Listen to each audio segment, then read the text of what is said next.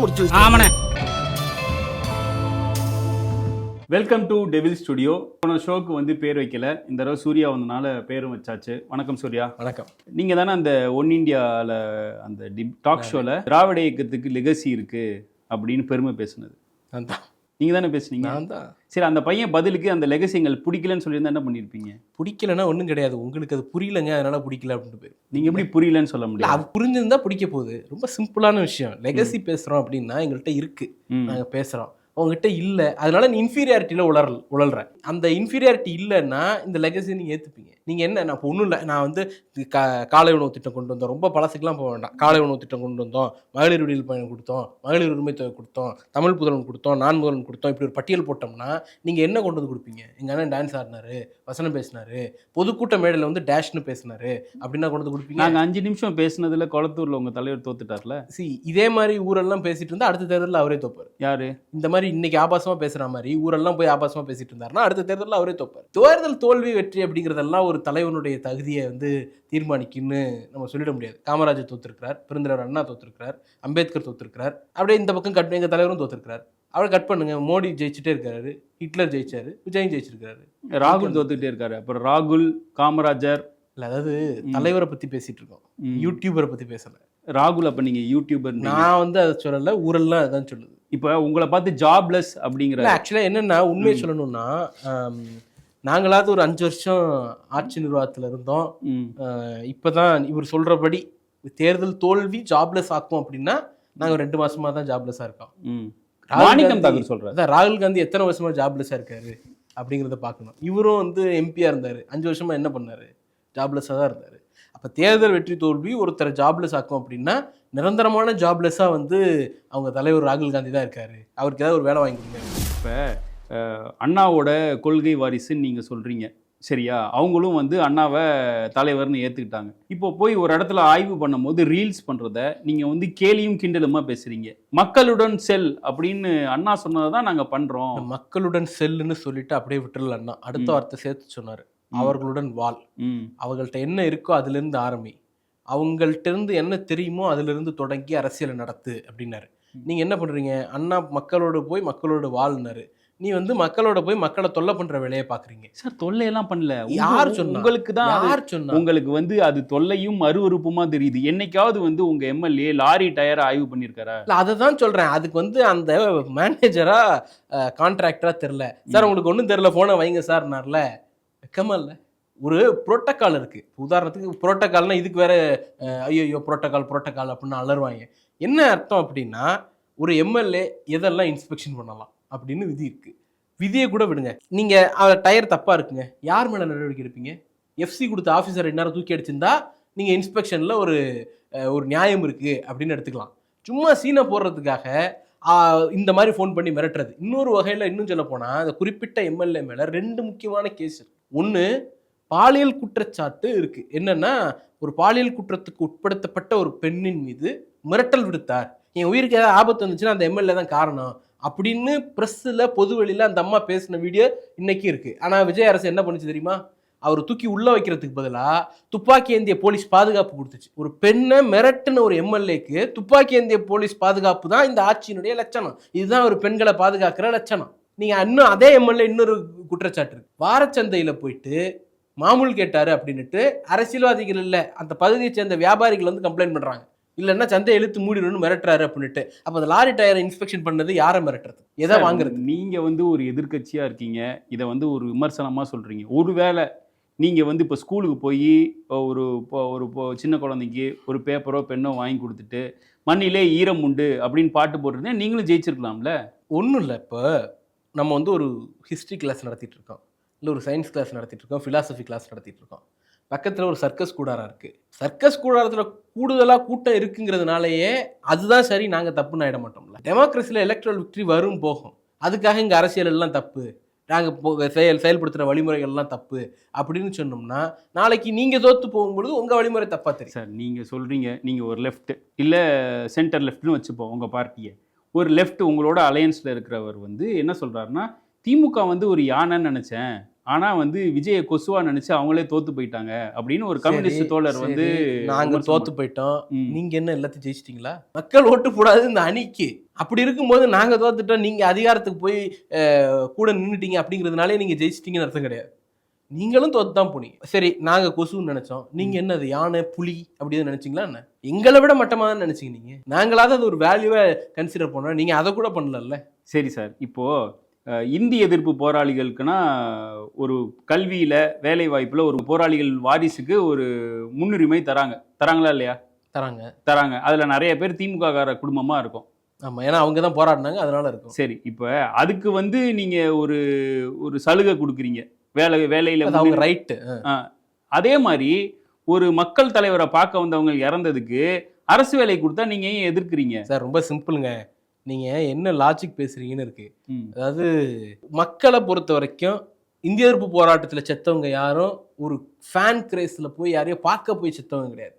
அவங்க எஸ்டாப்ளிஷ்மெண்ட்டுக்கு எதிராக போராடி மொழியை காக்கிறதுக்காக போராடி உயிரை கொடுத்தவங்க.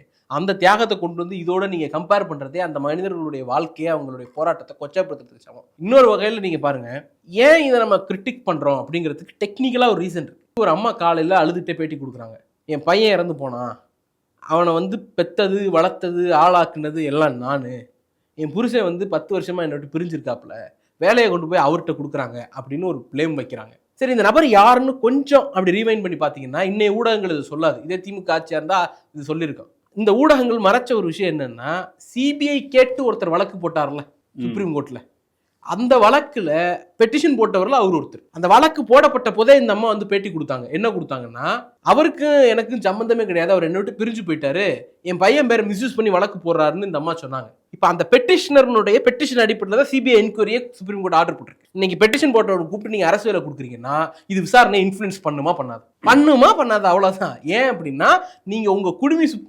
சிபிஐல இருக்கு.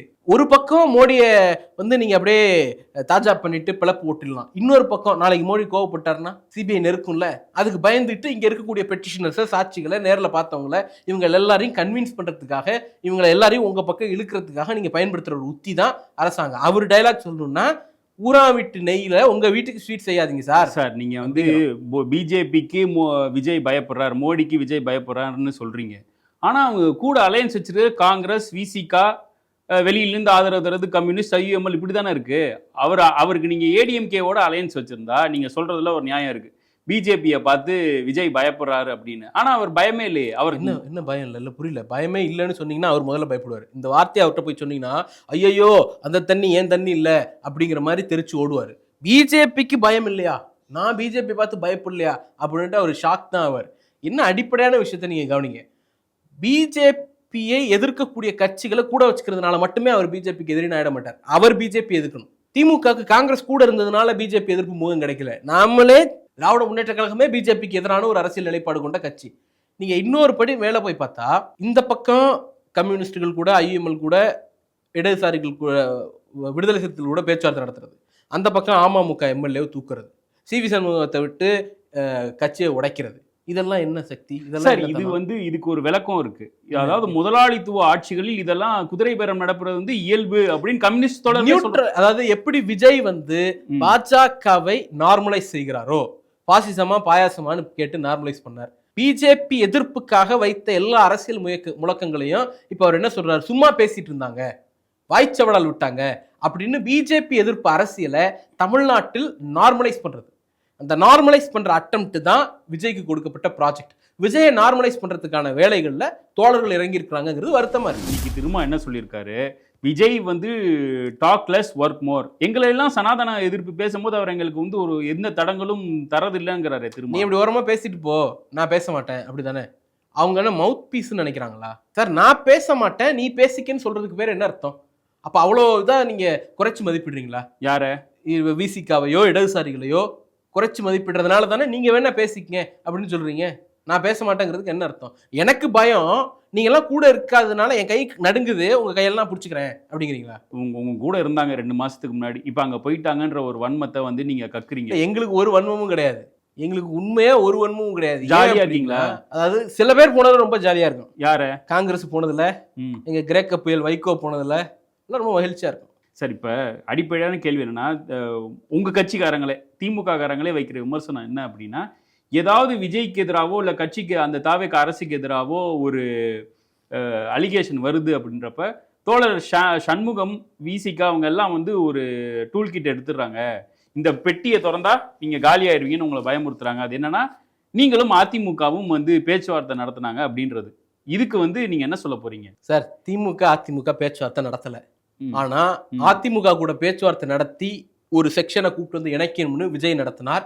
அது செல்லுபடி ஆகாததுனால, அங்க எடப்பாடிக்கு ஓங்குனதுனால, மகாராஷ்டிரா கேஸ்ல பொதுச் செயலாளருக்கு ஃபேவரா ஜட்மெண்ட் வந்ததுனால வேற வழியே இல்லாம அவர் ரிவர்ஸ் அடிச்சார்.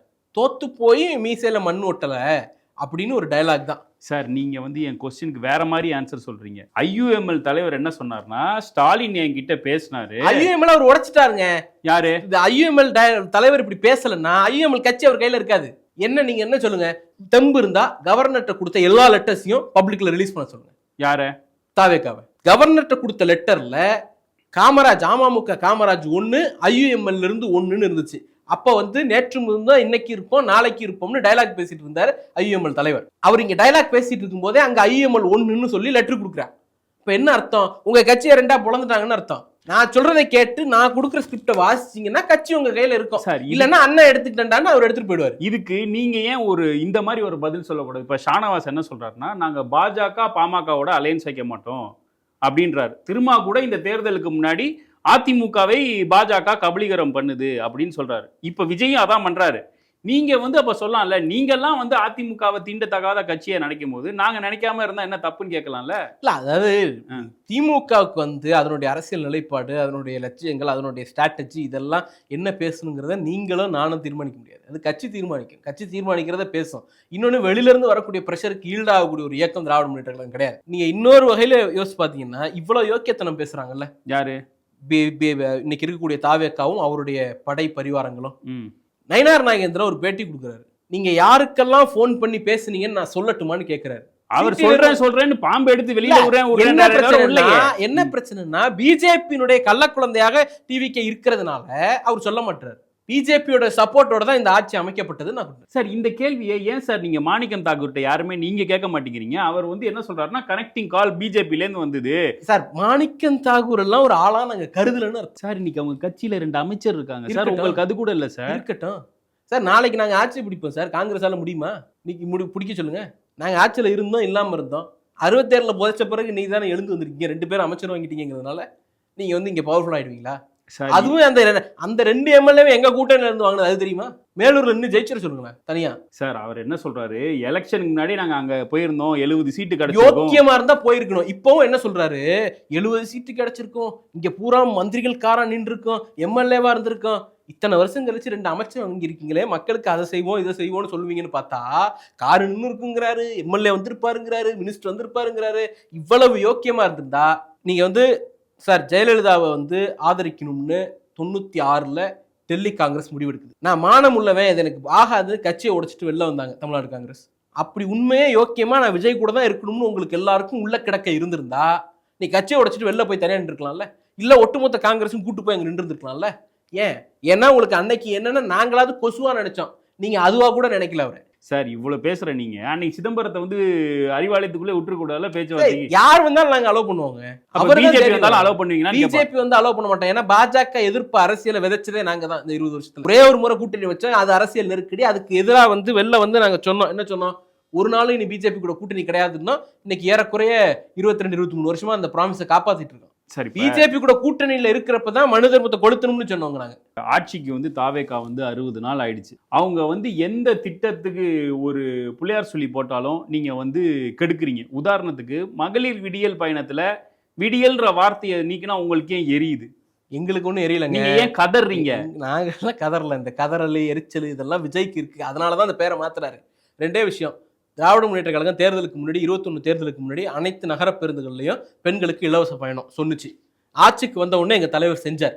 அதுக்கு பேர் ஹீரோயிசம். நீங்க என்ன சொன்னீங்க? தமிழ்நாடு முழுக்க ஓடுற எல்லா பஸ்லையும் நாங்க இலவசமா விடுவோம், அடுத்த நொடி ஆட்சிக்கு வந்த அடுத்த நொடி எல்லாம் இலவசம் அப்படின்னு நீங்க சொன்னீங்கல்ல. இன்னைக்கு 2 மாசம் தாண்டிடுச்சுல. ஏன் செய்ய முடியல? செய்ய முடியாததை மறைக்கிறதுக்கு ஐயோ ஒண்ணுமே இல்லாம கோவிட் காலத்துல படுபாதாளத்துல தமிழ்நாடு பொருளாதாரம் கடந்தப்பவே அவர் செஞ்சு காட்டிட்டாரு. இன்னைக்கு 11.19% growth விட்டுட்டு போனப்ப ஒரு நிமிஷம் நீங்க உங்களுக்கு growth rate எல்லாம் பிடிக்கலன்னா- பேசாதீங்க சார். உங்களுக்கு பிடிக்கலன்னா நாங்க பேசக்கூடாதுன்னு இல்ல, உங்களுக்கு விளங்கலன்னா நாங்க பேசக்கூடாது. கேள்விக்கு 30 செகண்ட்ல பதில் சொல்லுங்க சார். அதாவதுங்க ம். இந்த ரீல் கட்டெல்லாம் உங்களுக்கு வேணா அரசியலா இருக்கலாம், நாங்க வந்து என்ன பேசணுங்கிறது நீங்க தீர்மானிக்க. சிம்பிளா சொல்லணும்னா இன்னைக்கு அவருடைய இன்னபிலிட்டியை மறைக்கணும். அந்த இன்னபிலிட்டியோட அந்த கலைஞர் மகளிர் உரிமை தொகையையும் விடியல் பயணத்தையும் பார்க்கும்போது அவருக்கு எரியுது. ஐயோ நம்மளால பண்ண முடியல, அவர் பண்ணிட்டாரு இன்னைக்கு நம்மளால பண்ண முடியல, காரி துப்பாயில எல்லாம் அப்படின்னு பயந்து போய் அந்த பேரை நீக்கிறார். அது ஒரு செல்ஃப் ஸ்டாட்டிஸ்பிகேஷன். இன்னொரு பக்கம் போனோம்னா அவர் லாங்குவேஜில் சொன்னோம்னா சில டேஷ் பண்றது, அது ஒரு பக்கம் பேரை மாத்துறது, இன்னொரு பக்கம் திட்டத்தை சிதைக்கிற. என்ன திட்டத்தை வந்து நிறுத்துறாங்க? உங்க அந்த கட்சியோடைய ஆதரவு அணி இருக்குல்ல கம்யூனிஸ்ட், அந்த கம்யூனிஸ்ட்ல இருந்து ஒரு மாநிலத்துல போய் லெட்டர் கொடுத்துருக்காரு. சென்னையில மட்டும் 100 பேருந்து நிறுத்திருக்கீங்க, மகளிர் விடியல் பயணத்துல இருந்த பேருந்துகள்ல ஒரு 100 பேருந்து நீங்க நிறுத்திருக்கீங்க, ஒட்டுமொத்தமா 200 பேருந்துக்கு மேல சர்வீஸை குறைச்சிருக்கீங்க அப்படின்னு லெட்டர் கொடுத்தாரு. வக்கு இருந்தா பதில் சொல்லு சார். மக்கள் யாரும் கேட்கலையா சார்? மக்கள்லாம் ரோட்ல போராடிட்டு தான் இருக்காங்க. ஊடகங்கள் காட்டலங்கிறதுனால மக்கள் போராடுறேன்னு ஆயிடாது. நேத்து ராத்திரி கரண்ட் இல்லைன்ட்டு விடிய விடிய போராடின மக்கள் இருக்காங்க, எந்த ஊடகம் காட்டுனீங்க? முந்தா நாள் வந்து தண்ணி இல்லைன்னு ரோட்ல இறங்கி போராடின மக்கள் இருக்காங்க, எந்த ஊடகம் காட்டுனீங்க? ஒரு விவசாயி ஒருத்தர் செத்தே போயிருக்காரு, அவர் வந்து முழுமையான கடன் தள்ளுபடி பண்ணணும் அப்படின்னு தொடர்ச்சியான போராட்டங்கள் நடந்துட்டு இருக்கும் பொழுது அதுல போராட்டத்துல ஈடுபட்ட ஒருத்தர் ஒரு விவசாயி செத்தே போயிருக்காரு. குடும்பத்தை கூட்டு வந்து நாங்க ஆறுதல் சொல்லுவோம் சார். அதுதான் உங்களால மேக்சிமம் முடியும். இப்படி ஆறுதல் சொல்லிட்டே இருப்பீங்க, அரசியல கொடுத்துட்டே இருப்பீங்க, நியாயமா மக்களுக்கு என்ன சேரணுமோ அதை செய்ய மாட்டீங்க. அதுக்கு வந்து எபிலிட்டி இல்ல உங்களுக்கு, அதை ஒத்துட்டு போங்க சார். நீங்க வந்து உங்க தோல்வியோட விரக்தியில வந்து எங்களுக்கு ஒரு விரக்தியும் கிடையாது சார், இதெல்லாம் எங்களுக்கு தோல்வியே கிடையாதுங்க. இதை விட பெரிய தோல்வி எல்லாம் பார்த்துட்டு இருந்தோங்க. ஒரே ஒரு எம்எல்ஏவோட சட்டமன்றத்துக்குள்ள உட்கார்ந்தோங்க நாங்க.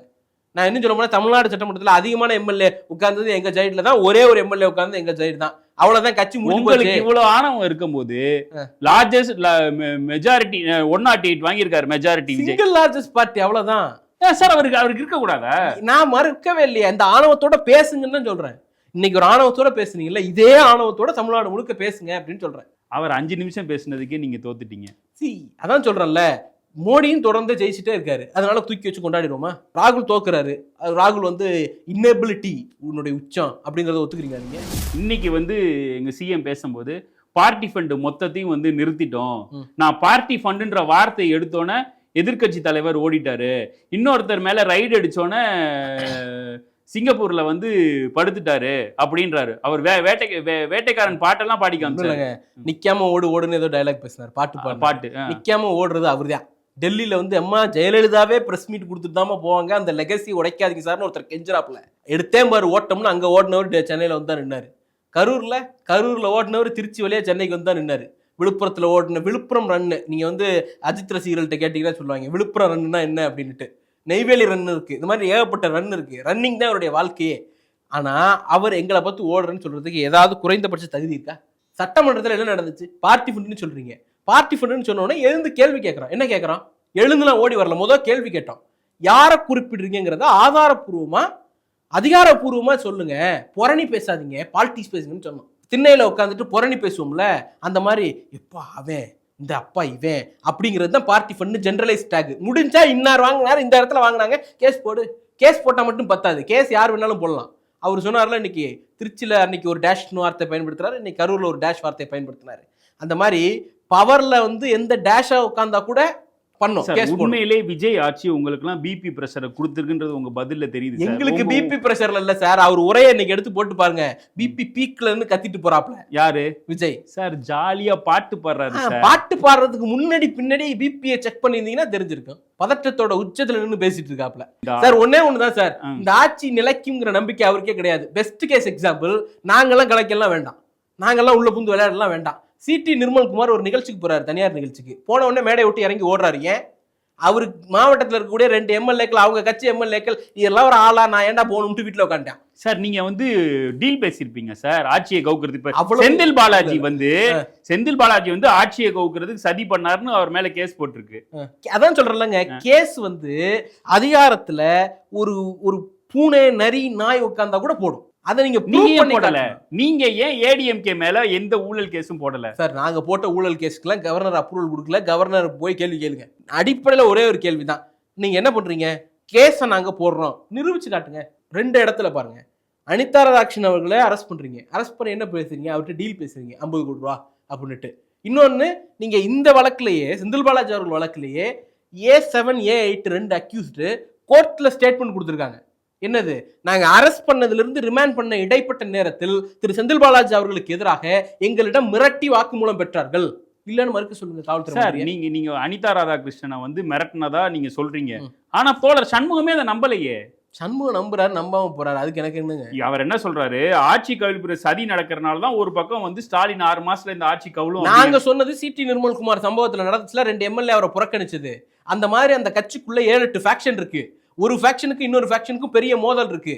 அந்த ஃபேக்ஷனுடைய வெடிப்பு இந்த ஆட்சி கவிழ்க்கும். சார், இன்னொன்னு பெரிய அக்யூசேஷன் உங்க மேல வைக்கிறது வந்து, இது நீங்க மறுப்பீங்களா என்னன்றது தெரியல. உங்களால விஜயை நேரடியா வீழ்த்த முடியாதனால வைகோவா அங்க ஹம்சாவா அனுப்பிச்சிருக்கீங்களா? இந்த மாதிரி கருத்தெல்லாம் வந்து மனுஷன் பேச முடியாது சார். இது கேள்வி இல்ல, இது கேள்வி.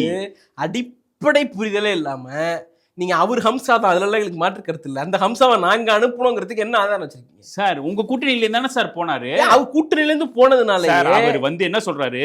நான் திமுகக்கு இடது தோளாகவும் வலது தோளாகவும் இருப்பேன்னாரு. இருந்தாராங்கிறது தான் கேள்வி. சார், இருந்தார்ல சார் உங்க கூட? இருந்தாராங்கிறது தான் கேள்வி. இன்னைக்கு சொல்றாருல, எனக்கு மானம் பிரச்சனை, மரியாதை பிரச்சனை. தேர்தலுக்கு முன்னாடி தெரியலையா? ஜெயிச்சிருந்தா இந்த மான பிரச்சனை, மரியாதை பிரச்சனை தெரிஞ்சிருக்காதா? அப்படி என்ன மானம் அது? ஜெயிச்சிருந்தா தெரியாது, தோத்தா தெரியுங்க. உங்களுக்காக அந்த கூட்டணிக்கு போய் அடுத்த நாளே விஜய் மாட்டி விட்டாரா இல்லையா? என்ன மாட்டி விட்டாரு? விஜய் வந்து என்னோட 2 எம்எல்ஏ வந்து சார், அது அவருடைய இயல்புங்க. கூட சேர்றவனை நடு ரோட்ல சந்திச்சிருக்க வைக்கிறது அவருடைய இயல்பு. அதாவது அந்த வடிவேல் காமெடியில் வரல, முதலாளியை கூப்பிட்டு வந்து வா என் தலைவன் வந்துட்டான்டா அப்படின்னு கம்பு சுத்துறது அவருடைய இயல்பு. நாங்களாம் அனுப்பி வைக்கல, அதோட நேச்சரா இதுதான். சார், அவர் யாரையெல்லாம் நான் பாதுகாக்கிறேன்னு சொல்றாரோ, கம்பு சுத்துறாரோ, அவங்க எல்லாத்துக்கும் அவர் குழி பறிக்கிறாருன்னு தான் அர்த்தம். இல்ல, அதுதான் ஹிஸ்டரி வில் ரிப்பீட். அவ்வளவு. அதான் நீங்க தான் அனுப்பிச்சிருக்கீங்க. நாங்க அனுப்புலங்க, அது அவருடைய இயல்புங்க. பாப்போம். எத்தனை ஒரு பஞ்சாயத்தடா முடிச்சு. ஆமாண்ணே.